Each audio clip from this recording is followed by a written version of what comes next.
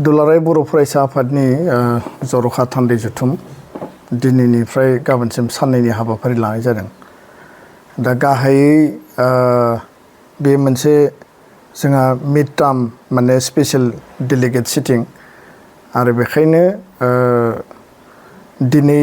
दा मोनाबिलि 4टा बाजियाव 4 बाजिनिफ्राय जोंनि थान्दै जुथुमा जागोन। गासै 1500 थान्दैफ्रा गासै आसामनिफ्राय गुबुन गुबुन इउनिभार्सिटि कलेज आरो जोंनि जिल्ला आनसलिक आरो इउनिट कमिटि बिथांमोना बाहागो लाफैगोन। बिनि गेजेरजों जोंनि थांनाय गलाघाटआव जिखिनि थांखि लानाय जादोंमोन बे थांखिफोरनि बेसेबां बिबां जोङो मावफुंखो आरो जिखिनि आद्रा जोंहा रिजलिउसन दं बिनि सायाव जोङो पर्यालोचना खालामगोन, रिभिउ खालामगोन। फारसेथिं बर' गोजोन गोरोबथा बिटिआर गोरोबथानि आबुं मावफुंनायनि थाखाय जिखिनि परिकल्पना जिखिनि जोङो बेयाव स्ट्रेटेजि जोङो लानांगौ बा पलिसि लानांगौ बिनि सायाव बे थान्दै जुथुमाव 1500 जिखिनि जोंहा डेलिगेट्सफोर थान्दैफोर फैगोन बिथांमोना बेयाव बाहागो लानानै बिथङै सावरायगोन जे बिटिआर सुक्तिखौ आयेननि मर्यादा होनांगौ, सुक्ति बायदियै इनफ्रास्ट्राक्चार इन्स्टिटिउसन गायसननांगौ, सुक्ति बायदियै गामि थिसननांगौ सोसननांगौ आरो सुक्ति बायदियै एनडिएफबिनि जिखिनि आद्रा थानाय जिखिनि इस्युफोर दङ बेखौ रिजल्भ खालामनांगौ। दा बेनि अनगायैबो एमपि बिसायख'थि थांबाय आरो गुबुन गुबुन सामाजिक माखासे थासारिफोर जोंनियाव आथिखालाव सोलिनायखौ जों नुदों। दा बेखायनो राजखान्थियारि जि मोनथायनि जि बाथ्रा बे बिथिंखौ नोजोर बोनानै जोङो बेयाव मोनसे रिभिउ पर्यालोचना खालामगोन। दुलाराय बर' फरायसा आफादा दिनैनि समाव पलिटिकेल राइट्सखौ लानानै जोंनि जि मोनसे इनिसियेटिभ दङमोन जे माहारिखौ मोनसे स्टेबल पलिटिकेल प्लेटफर्मनि गेजेरजों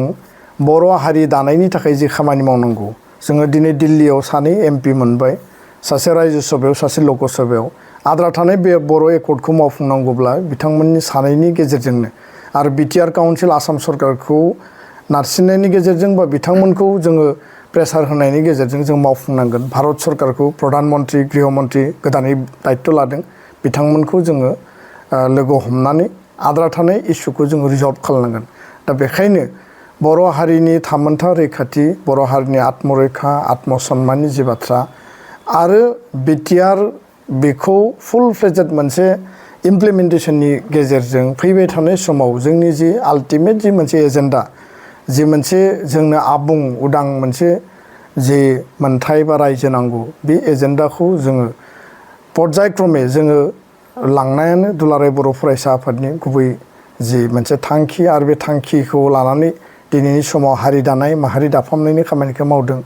आरो जोङो माहारिनि जायखिजाया खैफोदनि समाव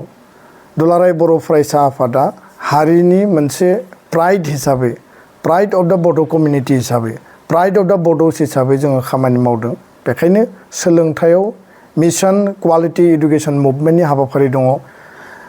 बड'फा मिशन फर सास्टेनेबल चेन्ज, ड्राग्सनि आथिखालाव हिउमेन ट्राफिकिं गोबां समाजारि जाथायफोर जादों बेखौ जोङो बन्द' खालामनांगौ। बड' मादार एस'सियेसना दिनै मैखोमै खामानि मावगासिनो। गोबां माखासे बेबायदि बिथिं दङ आरो नैबे जि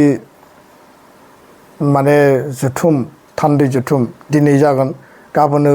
सुजित नार्जारिनि माने मुंख्लं सान बड'लेण्ड मार्टियार डे आरो बे मार्टियार डेखौ जोङो गसाइगावनि जि जायगायाव जोङो खुंनो नागिरदों जे जमदुवाराव बेयाव गाजा गोमजायै 5000 रायजो राजानि बाहागो लानायजों जों गाबोनो मोजाङै जों खुंफुंगोन, मुंख्लंफोरखौ मान बावगोन आरो बे जि मुंख्लं सान बेखौ मोनसे इउनिटिनि सान, बेखौ मोनसे प्रस्पेरिटिनि सान हिसाबै जोङो लादों। दुलाराय बर' फरायसा आफादनि आगुनि जेसेबां गाहाय नेहाथारि आफादगिरि बिथांमोन दङ आफादगिरि गाहाय नेहाथारि बिथांमोनखौ जोङो गाबोन हांख्रायदों आरो बिथांमोननि प्रेजेन्सआव बिथांमोना जेखि फिल्डआव मावा मानो, जेखि हान्जायाव थाया मानो, जेखि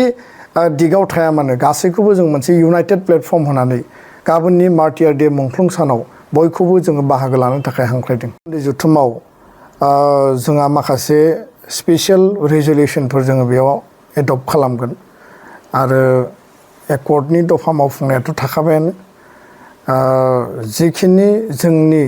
कनस्टिटिउसनेल आरो पलिटिकेल जि राइट्सफोर दङ, हा हुनि मोनथायनि जि बाथ्रा दङ, आरो हा हु मोननांगौनि थाखाय जिखिनि फरेस्ट राइट एक्ट बा बैसुमति जे आसनि सोलिदों बसुन्धरा आसनि सोलिदों बिनि आधाराव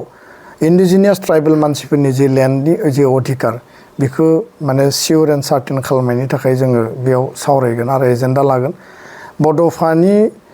जे मोनसे महान जे आदर्श आरो बड'फाया बर' हारिनि थाखाय आसामनि थाखाय भारतनि थाखाय जिखिनि मानबतानि हिउमेनिटिनि थाखाय खामानि मावनानै गालांबाय बेखौ लानानै जोङो भारत रत्न होनांगौ होननानै जोङो बेयाव सिद्धान्त बा रिजलिउसन लागोन आरो गोबां माखासे रिजलिउसनफोर जों लादों। कलेज इउनिभारसिटियाव जायफोर फरायबाय थादों बिथांमोनखौ माहारिबाद जातीयताबादनि नेसनेलिज्म स्पिरिटखौ माबायदि जोङो मर माने कमिटेड खालामनो हायो डेडिकेसन बिथांमोना जाहाथे हारिनि थाखाय होनो हायो बिनि थाखाय जों गोबां माखासे रिजलिउसनफोरखौ जोङो एडप्ट खालामगोन आरो बे जुथुमाया बे सावरायनाया बे डेलिगेट सिटिंआ जोबोद गोनां आरो बयबो जोंनि मावथिफोरा जाहाथे बर' हारिनि सिबिनायनि थाखाय बर' हारिखौ सेवा खालामनायनि थाखाय सार्भिस टु द बड' कमिउनिटि एन्ड बड' पिपोलनि थाखाय मर गावखौनो बावसोमगोन आरो बेयाव गोबां बाथ्राफोरखौ जोंनि मावथि बिथांमोना गावबा गाव जाहाथे समायखिरा लानानै गावबा गावनि दखरा इउनिट आरो जिल्लायाव थांफिननानै हाबा मावनो हायो गियार आप खालामनो हायो बिनि थाखाय जोङो बेयाव हांख्रायदों आरो गाबोननि मुंख्लं साना जोंनि थाखाय मोनसे गोसोखांथाव सान। मुंख्लंफोरनि सिमां आरो बड'फानि जि आदर्श बड'फानि आदर्शआ बर' माहारिखौ गेरेमसा हारि दानाय बड'फानि आदर्शनि गेजेरजों बुहुमाव बर' हारिखौ जौगासार होनाय आरो बड'फानि जि सिमां दङमोन आलादा रायजोनि सिमां मुंख्लंफोरनि जि सिमां दंमोन आलादा रायजोनि सिमां दिनै आगानसे आगाननै जोङो आलादा रायजो मोननायनि खाथि लामायाव जों सहैबाय आरो बेखायनो जोङो आगानसेनिफ्राय गुबुन मोनसे आथालाव आवगायनानै आल्टिमेट जोंनि थांखियाव जों सहैनांगौ। बेखायनो दुलाराय बर' फरायसा आफाद बे आफादा जिहेतु प्राइड अफ द बड' कमिउनिटि बड'स आरो बे आफादखौ मजबुतै लाखिनांगोन बे आफादखौ बयबो मदद होनांगोन आरो बे आफादनि कर्मिफ्रा सान हर बर' हारिनि थाखाय जिबायदि खामानि मावदों बिनि थाखाय जोङो जेब्लाबो बिथांमोनखौ साबायखर बावनांगोन आरो सान हर खामानि मावनायनि गेजेरजों बर' हारिनि आल्टिमेट थांखिसिम बर' हारिखौ बुहुमाव गेवलांसार होनायनि थाखाय जों खामानि मावगोन। बेखायनो आफादनि कर्मि आरो जोंनि जि